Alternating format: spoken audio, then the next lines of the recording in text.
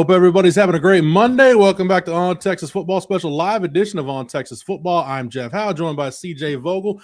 Steve Sarkisian press conference in the books, a pre-spring press conference. CJ, not a lot of getting granular today. A lot of big picture stuff. We'll cover some of it here on this live stream, but that was my takeaway. Not a lot of kind of nuance, just big picture stuff. A lot of talk about culture and some run game stuff. Anything jump out to you before we get started here? Yeah, I mean, look, I think it's hard to ignore the turnover from last year to this year, right? 43 new faces, 40 departures, and Sark mentioned how difficult it was a year ago. And I actually enjoyed hearing it from him in ways that he can develop as a head coach, was knowing that all of your early enrollees, for the most part, 22 of the 24, are on campus today. So Texas has already begun the construction of its culture in the locker room. Whereas a year ago, Sark said, hey, that culture Wednesdays, a lot of the camaraderie efforts and practices that we do, typically that begins in the summer when these guys are back on campus fully, you get the full team. And he goes, well, I have probably 98% of my team on campus now. Let's speed this up in 2026. So that was good to hear. Of course, he mentioned a number of leaders already that we've talked about, the Colin Simmons, the Anthony Smiths of the world, plenty of others. But that to me was a big takeaway of, all right, this team is growing much quicker and much more intently this year together than what I think we saw in 2025. I know, especially when things aren't going well on the field, it's kind of damned if you do, damned if you don't, and there's really no way some coaches can win in a press conference setting. But I say that to say there's a lot of talk about Sark not taking accountability for things, but I do like the fact that when he does these off-season audits, that hey, he'll point the finger to himself first, at least in a public forum. So I do respect that. Yeah. And yeah, he talked a lot about the culture. A lot of it started to develop, and he really missed the mark not pouring into the team earlier like he probably should have. And there's a lot of reason for that. It's different, CJ. The famous hangover in the program was, that after that loss to Alabama with the Colt McCoy injury, Mac has famously talked about that offseason. Like he let it linger too long and really let it beat him down and let a lot of stuff slide. And that's how you get 5-7 the following year. It wasn't exactly this. It was just, man, there was just so much going on in such a compressed time frame last year that, yeah, it was really easier than maybe in a more structured offseason to let some things slip. And I say that, CJ, I do wonder, we'll see what happens with Indiana because Signetti's got his own thing going there. But like Miami, Ole Miss with Pete Golding as a first-time head coach, I wonder if we're going to see some of those programs that made deep playoff runs deal with some of the same stuff in 2026 like we saw Texas deal with in 25. Yeah, that to me is going to be the most interesting thing. And Sark mentioned it today, in a way, obviously you don't make the playoff, but in a way you set yourself up for 26 in a much more advantageous spot, knowing that you just have the one game, the one bowl game. Then you move on into the full portal window. And for Texas, I know it's not a consolation, but when you look ahead into 2026, you sit there and you say, okay, we were able to put all of our chips into one part of the recruiting calendar at a time. And then all the coaches were able to go back on the road again in late January to go on the recruiting trail. And that's something that I think right now, again, it's not consolation. I'm sure Texas much rather have preferred to have made the playoff and played as many games as they could have. But when you start looking ahead to 26, in a way, it's almost a better position whenever you're looking ahead for the next season to not have as many games. And that's, again, I sound crazy saying it, but it's kind of the reality. So let's talk real quick, just a couple of housekeeping items. Spring practice formats. So they'll start on March 9th. That first week, they'll go Monday, Wednesday, Friday. They'll break for spring break and then come back and go Tuesdays, Thursdays, Saturdays, leading up to the spring game on the 18th. Nothing in depth about spring game format. I'm sure we'll get to that later. The other thing, CJ, about injuries, Sark didn't mention anybody specifically, but you had 10 days ago about an update on where some guys were. And sound like Sark really followed the same line of thinking from your report, at least in terms of what's coming out. Guys are progressing nicely. Nobody's dealing with setbacks. Even since your report, we've seen Trevor Gooseby out and about without the sling from the shoulder cleanup, which is good. He mentioned guys getting out of boots. Yep. Presumably that would mean Arch Manning. He did talk about Xavier Filson this spring playing some nickel, so presumably that would mean he's going to be around for most of, or at least some of, spring practice coming off shoulder injury, so that's good. So CJ, from an injury standpoint, I guess without mentioning anybody specifically, I guess about as glass half full as you can look at it. Yeah, no specific names or specific updates were provided, but you see it there. Guys are progressing well. And, you mentioned Xavier Phil-Smith. That was a positive to hear that he's going to be a guy that Texas utilizes at the nickel spot as well as back deep at safety. There was no official word, I guess, on Arch Manning and his recovery. Of course, he was in a boot for about a month and a half after the Michigan Bowl game. We don't know. I don't know right now, and Sark didn't provide this today, whether or not he's going to be with the first team to take the first snap of spring practice. Of course, it is not at all the end of the world, and we talked about this leaving the facility today, Jeff, if KJ Lacey ends up taking some first-team reps at some capacity. But for those wondering about Arch and kind of the camaraderie or the rapport that he is going to build with his wide receivers, and specifically that of Cam Coleman, Sark said he's not worried. He said there's a lot of time for these guys to get on the same page with one another, and Arch being kind of the leader off the field that he has been shown to be, he's going to make sure that the two are on the same path moving forward, even if spring football is slowed down a little bit. We'll get to Lawrence Seymour here in just a second, and we'll talk about the offensive line. But one of these specific pieces, you mentioned Arch building a rapport with his receivers. Now, Sark was asked about Cam Coleman today, talked about the Auburn transfer. We do have a cut from the press conference. This is courtesy of CJ, by the way. This is Sark talking about the addition of Cam Coleman today. Yeah, no, I think at the end of the day, Cam has been a fabulous addition so far. And what I knew of Cam Coleman early on was watching Auburn film when I was getting ready to play Oklahoma, or when they're on the tape, I'm like, this guy's really good. This number 8's really good.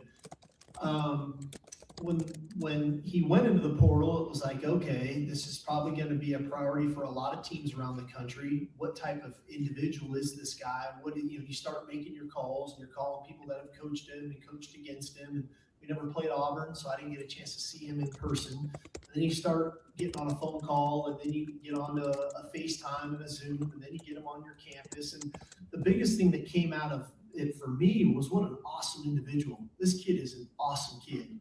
And he hasn't disappointed since he's arrived. And I think one thing that has been unique, when he's arrived, you got to remember Ryan Wingo and Evan Mosley are both coming off of injuries right now.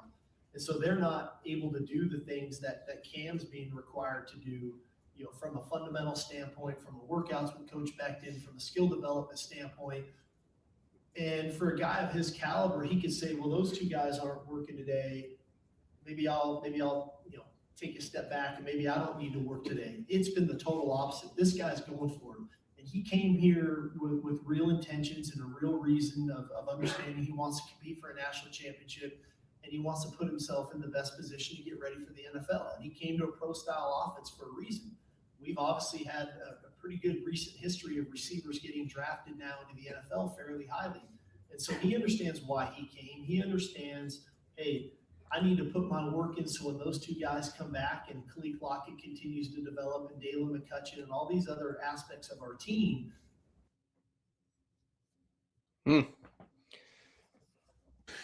Yeah, sorry, I was checking something on the Twitter machine on the OTF account. My bad on that for being late. But at any rate, yeah, it's interesting. The part there he was talking about, having to do, and he went into a little more detail in this, about having to do background work on Cam Coleman. Like, you really got to, utilize what connections you have to do as extensive a background check on somebody as you can do, and as a compressed time frame as you have to do it in. And, CJ, like, we knew this, like, we knew what the Texas approach would be. And that's why anytime, guys enter the portal or announce they're going into the portal, hey, was Texas going to get this guy? Is Texas going to get on this guy? Well, we don't. Some guys you do have a good idea. And I think, you could look at the class and see, yeah, there were a few guys in there that Texas was on immediately. Like, they knew they were going to the portal because you back channel this stuff, whatever. But that's why it's not a slam dunk. Hey, just because fill in the blank player was an all conference selection at this position, that doesn't automatically mean, and that's a position of need for Texas, doesn't automatically mean they're going to go after that guy. Sark is really big on, and he mentioned it again today, CJ. You want to build a talented football team, but you don't want to do it sacrificing the culture. Yeah. And he said that was a really big part. He said, hey, there's not a guarantee they're going to hit on all 19 of these transfers, but he said so far so good with the guys they've got in the program. So far, so good. Those were his words. And, and given what we talked about earlier with the culture and kind of the initiation to the program, I would expect that to continue. Of course, there is a lot of conversation right now about where Texas will be ranked or positioned whenever it comes to the 2026 fall. Altogether, Sark said, my goal is to win championships at Texas. Our staff knows that. Our players know that. They understand what the standard is. And right now, things are all progressing towards Texas putting together and fielding a really talented team once again. But to your point, it's all about adding plus people, plus character, and getting them acclimated to the culture inside the building. All right, CJ, I'm going to let you have the floor for Lawrence Seymour because you asked the question. Sark did talk about the offensive line construction. We can get into that, but you got the update on Lawrence Seymour, which to me, as of right now, until we know what Texas is going to get out of Dylan Sikorsky or how this Brandon Baker move to guard is going to work out, this is the move that could determine the fate of your offensive line in 2026. Yeah, it likely kind of hinges on what the ultimate success of the team will be is if Lawrence Seymour is a guy that is eligible to play in 2026. But I asked Sark, is there an update on his waiver? Is there any bit of news or a timeline that you can provide? And, we didn't get one. And I don't know if Texas necessarily knows on where things are with Lawrence Seymour. Sark said, quote, he had a waiver submitted when we signed him.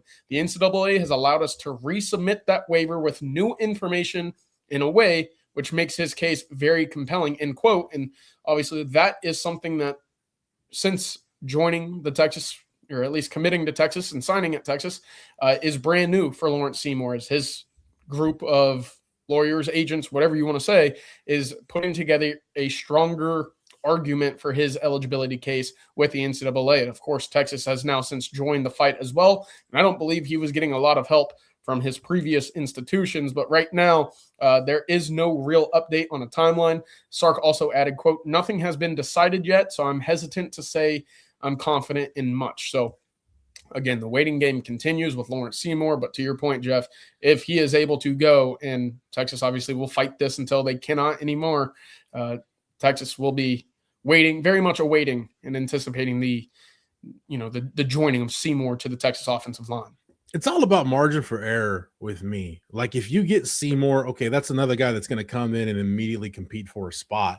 If you don't get him, then you really need Dylan Sikorsky to emerge as a starting caliber player, or whether it's Jaden Chapman or Andre Kojo kicking inside, like Jonte Newman, maybe whoever it is, all of a sudden now it's okay. You got what you got in-house, because Sark made a really good point, especially at that position. Like they're pretty much done in the portal because the portal's done unless something crazy happens and something falls into their lap. But CJ, you know as well as I do, man, you're not going out at this stage of the game. I mean, it's basically kind of backfilling your roster, and that's no disrespect to the guys that are in the portal. But from a number standpoint right now, that's basically what you'd be doing if you add anybody else. You're not going into the portal right now to get a starting offensive guard. You're just not. No, those guys are not available in the portal. And so that's what makes this settle, or this, approach for Texas and the aggressiveness to get Seymour eligible so important. And EP Texas Protector, UT attorneys are pretty good. I'm confident Seymour will win. I tend to agree. And I also have kind of that preconceived notion that Texas would not have taken on Seymour out of the portal had they not believed that, one, there was a good case, and two, there's a good chance that they win this eligibility battle. So we will see, but right now, still no official word on a timeline for whether or not or when the NCAA will come down with a decision. Yeah, TX Van 09 asks, how's Arch's foot? CJ, we talked about it a little bit ago. Like, I've got no reason to believe that there's anything in terms of a setback or anything like that going on with Arch's foot. But I'll be completely honest. I don't care if Arch takes one meaningful snap in practice this spring. As a matter of fact, I would almost prefer that he doesn't. Maybe just get some work just to stay fresh so you don't have to knock so much rust off by the time you get to the summer. But, man, just make sure he's good to go by the time you get to September 5th against Texas State. Like that's my off-season goal for Arch is stay healthy, hone your craft, be ready to go for the opener. I don't really care how much work he's getting in practice. I'm completely with you. Again, this also is, kind of dependent upon what it looks like with Trevor Gooseby and his availability. We did hear that obviously he is out of the sling. Things are progressing well there, but when it comes to making sure that for the fall, Arch is 100%, I don't need to see him much at all. No doubt. And Sark talked about the offensive line and really kind of the run game and all of it working together. And he mentioned, hey, yeah, it wasn't just about filling in the holes on the offensive line because you got 2 starters to replace. And Baker's a returning starter. We know he's kicking inside, but at any rate, you've got two starters to replace. And it's not just about that. He felt like they needed to go out and get like a really good inline, legit blocking tight end. And they did that with Michael Masunas. He felt like they, as he put it, CJ, go back to getting running backs that fit their style of how they want to play. And he feels like they did that with getting Hollywood Smothers and Raleek Brown. And he mentioned that, hey, the returns are really early and they haven't had a formal practice yet, but he likes what he's seen from Derek Cooper so far. And Michael Terry is continuing to develop. So, and there you see right there, that's your tweet from the press conference talking about how close Hollywood Smothers and Raleek Brown get. CJ, I don't want to put words in Sark's mouth, but I think a lot of times running backs, you realize, hey, it can benefit both of us to split the workload. You're competing with each other, so you want to maximize the snaps you do get, which in turn is hopefully going to make the team better. So it's, as he said, it's never easy to convince guys to come be a part of a stable at a position. But I think all those guys in that running back room realize, hey, everybody really is just one snap away from having your workload increase quite a bit. And hey, you can all benefit from each other. So that way, when you accomplish your goal of getting to the league, you've got plenty of tread left on your tires. That's exactly it. That's the big selling point is, hey, we do a good job of developing running backs here at Texas. Now come be a part of this offense and provide, some work with one another on the field, stay fresh, and then go off to the league. It was refreshing to hear from Sark today as well. He said a lot of folks online, a lot of talking heads like you and I say, hey, the run game was bad. Go get a brand new offensive line. And Sark said, well, it's not just the offensive line. You got to make sure that you have guys that can get the extra yards or make guys missed and create the big explosive runs as well. And he said, look, for Smothers and Brown, they provide the style of running that we covet at Texas. The outside zone, the ability to get small in between the tackles and make guys miss. That's what both of them do. It was good to also hear about Derek Cooper and Michael Terry, to your point, who are also getting work for the Texas running back room. No mention of James Simon just yet, so we'll file that away going into the spring. But altogether, Texas addressed the offensive line. They went out and added 2 first-team all-conference running backs. There's no reason right now, at least, to believe that the running game will be as porous at times in 2026 as what we saw a year ago. Sark might have needed to listen to some OTF and get on our live streams and our videos and our podcast, because he said the one thing, CJ, he said exceeded his expectations is the one area where we really expected Will Muschamp to have an immediate impact. And he said, hey, Will Muschamp's been everything he thought he would be when he hired him. But he said he's a relentless recruiter, exceeded his expectations as a recruiter. That is, knowing how Will Muschamp was in his first go around at Texas and just how he is, that is the least surprising thing I could hear about Will Muschamp, that he's relentless on the trail. Yeah, Sark also mentioned that the video of him elbowing the whiteboard still gets him fired up. And I'm sure that we'll get a GIF or several of Muschamp this fall in kind of a similar capacity. But altogether, that was basically what we've been talking about is, yeah, you get a change at the defensive coordinator position in recruiting more than just about anything, right? We'll see how obviously the X's and the O's differ and what that means for Colin Simmons, who we heard today from Sark says has bought in to Muschamp's system. The two have been working hand in hand. They have a great rapport. That's obviously very encouraging. But when you start looking at the joint connection between the back end and the front end, and obviously Blake Gideon returning, very important that this unit moves collectively and cohesively with one another. But that to me is, you got a guy that is the face of your defense that will now travel and go make handshake connections and personal relationships with just about anybody on the recruiting trail, head coaches elsewhere, and above, and more and more. Yeah, he was asked about installing the defense, but hey, how do you, within the framework of that defense, how do you maximize a guy like Colin Simmons? And if I was Colin Simmons, and one of the quotes that I mentioned in our thread over at ontexasfootball.com, Sark said, I don't think Will Muschamp got this far in his career being stubborn. If I was Colin Simmons, CJ, and I had any concerns about how I was going to be using this defense, I would have reached out to Brian Arakpo or Sergio Kindle or Sam Acho or Jackson Jeffcoat and be like, hey, is this dude legit? And all of them to a man would have said, yes, 100%. He's legit, because all of those guys I just mentioned and many more became the players they became in large part to playing for Will Muschamp. Yep. Look, he's going to play that buck linebacker position in Will Muschamp's defense. It's the same position. Brian Arakpo played in 08. Kendall played it in 09. Jackson Jeffcoat played it for a year and was going to play it in that defense until Muschamp left and took the Florida job. But CJ, I don't worry about Will Muschamp being so stubborn trying to install his defense that he neglects utilizing a player, especially one that's as special as Colin Simmons is. I mean, we talk about him being like, I'll speak for myself.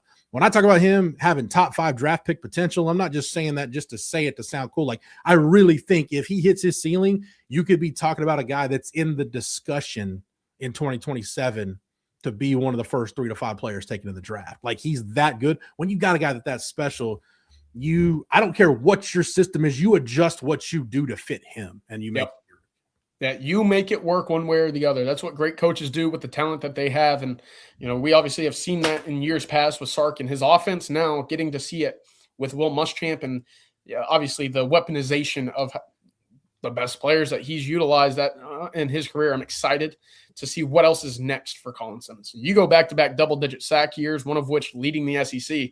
We know you're a good player. Now, how can you reach that ceiling, Jeff? That's exciting. Yeah, real quick, I want to mention, because Sark did talk about the staff, basically, the salary pool for staff and expanding the staff. And hey, we don't want to just copy what everybody's doing, but at the same time, you got to stay up to date with what's going on in college football, or where the trends are going and how big your staff needs to be. After the press conference, Texas did formally announce some staff shuffling / new hires / realigning. And CJ, when we look at on the analyst roles, a couple of names jump out to people. We've talked about Quan Drake being hired as technically his role is senior analyst, working with the defensive lineman. Jason McIndoe moving over to working with the offensive line. Steve Kasula, who was actually Michigan's play caller for the Citrus Bowl, is now on the staff working with the tight ends. And Billy Gonzalez, who was the interim head coach at Florida after Billy Napier got canned, he is now on the staff in an analyst position.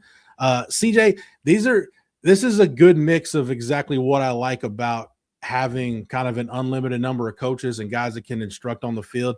It's a good mix of young guys getting their feet wet that are learning from some really seasoned, full-time assistant coaches, and guys that are maybe in between gigs trying to figure out what's next. Say, hey, why not go hone my craft and maybe help a blue blood program win a championship? I like this mix. Yeah, the revolving door of youth plus experience and guys that have been around the game for forever. I mean, that's what we essentially saw that created the Alabama dynasty, amongst many other things. But a large part of that was always the new voices that would come in and contribute, or the young guys that were emerging stars breaking out. That's encouraging, and that's what we're seeing again here.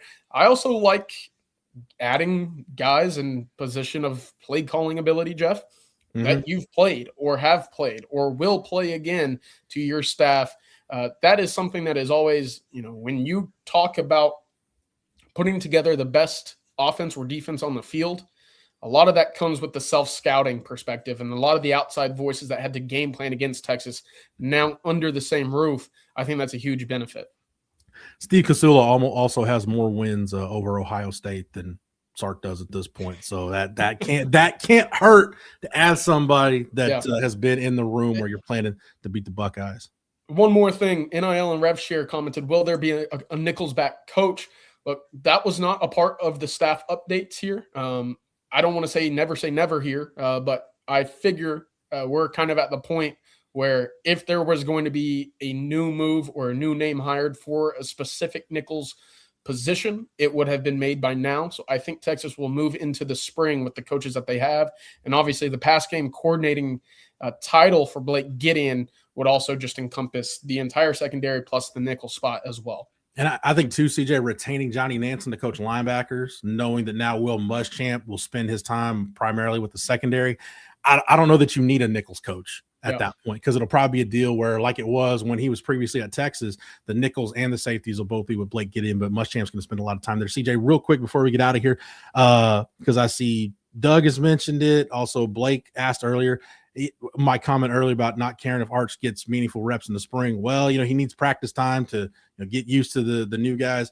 I get it, CJ. My point is, I don't want to, if I'm Sark, there's no way I'm rushing Arch back or doing anything that could cause a setback or derail your progress just for the sake of getting spring reps. In other words, wait till there is not a shadow of a doubt in your mind that anything is going to go wrong with him before you bring him back. That's exactly it. And that's, again, the approach that we're hearing from Texas is making sure that he is up to 100% before seeing live reps once again. And Sark said he's not worried about that rapport with Cam Coleman. The two will have plenty of time to get up to where they need to be speed-wise before the season begins, and I have no reason right now to not believe that. All right, so CJ will be on the live stream tonight with Rod and Coach Shipley. So that's our normal Monday night live stream. So we'll be recapping the press conference. Have plenty more here on the channel, not just today, but in the days to come, recapping. This was CJ. We went almost over an hour today, I think, with the Sark press conference. So a lot to take in. We'll be breaking it down all week. Make sure you stay locked in here to the channel. Make sure that you like this video and that you're subscribed to the On Texas Football YouTube channel. That way, whenever we go live or drop a video, you're not missing any of our Longhorn coverage. Don't forget also to get over to ontexasfootball.com. As far as I know, there was no radio or live broadcast at that press conference today. So if you remember ontexasfootball.com, CJ and I were both blogging it live from the stadium today as it was happening. So it's one of the benefits if you're over at ontexasfootball.com. We are everywhere that we can be. So, hey, stay locked into the channel. We'll have more press conference coverage throughout the day and throughout the week. But until then, he's CJ Vogel. I'm Jeff Howe. Thank you so much for tuning into this live edition of On Texas Football. And until next time, hook 'em.